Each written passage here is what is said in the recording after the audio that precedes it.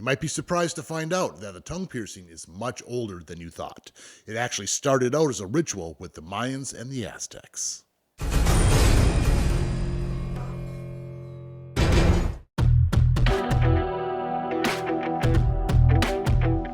Proper placement for a tongue piercing is generally about 5/8, maybe even back to 3/4 of an inch from the tip of the tongue.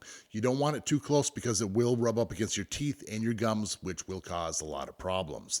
You also need this to be between the two muscles. You're going through muscle connective tissue, and that's what's going to make this heal nice and fast. If you're going through the muscle tissue, that's called a venom piercing, and we'll talk about that on another video.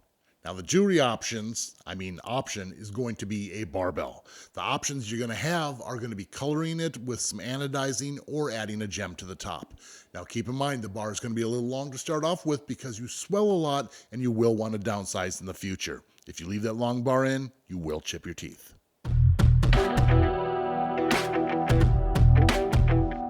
I personally think that the healing process is the worst part about this piercing. The piercing isn't very painful, but the healing process, you're going to deal with a swollen tongue. So that means you're going to have a little bit of a lisp. You're going to have to eat a little slower. And if you have some sort of a talking job or have to speak a lot, you might want to keep this in mind because you aren't going to sound normal for a little while. The swelling generally lasts about 3 to 5 days, but I do suggest downsizing to a shorter post. I tell my customers about 1.5 to 2 weeks. One of the more common problems I see with this piercing is when people go drinking and they're not used to their piercing. The alcohol is never good for a new piercing, but the bigger problem is that it numbs your mouth. Once your mouth is numb, you don't know or realize the damage you're doing. And I've actually had customers come back with ripped and bruised piercings. So do your best and try to abstain from drinking until your piercing's healed. Another one of the bigger problems people have is they don't downsize their barbell to that shorter post.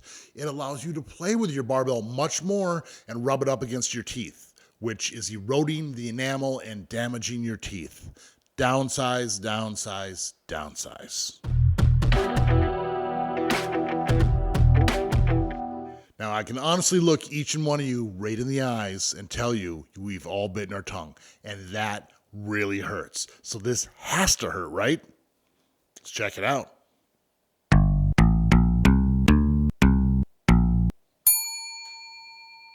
I'm surprised.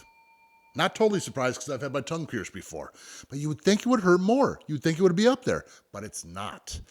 That's because it's going through that connective tissue and the piercing is not very painful. So like I said earlier, the swelling and the week after is probably the worst part. It's a little bit rough to get through, but once you get past that swelling, it will be an awesome piercing for you.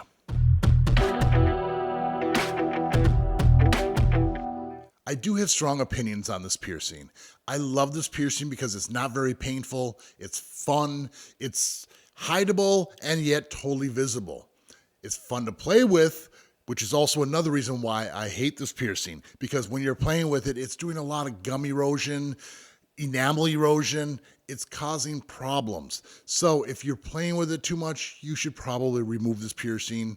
And if you can actually get it and sit it in there, I've known people who've had this piercing for 15, 20 years. Another thing I want to say is if you're not checking your beads, the beads will come undone because we're talking and eating all day long, and you can bite down on chip your teeth. Now, if you learned something, if you had a good time, give me a like, subscribe, hit the bell, and of course, keep putting holes in your body. We'll see you on the next video.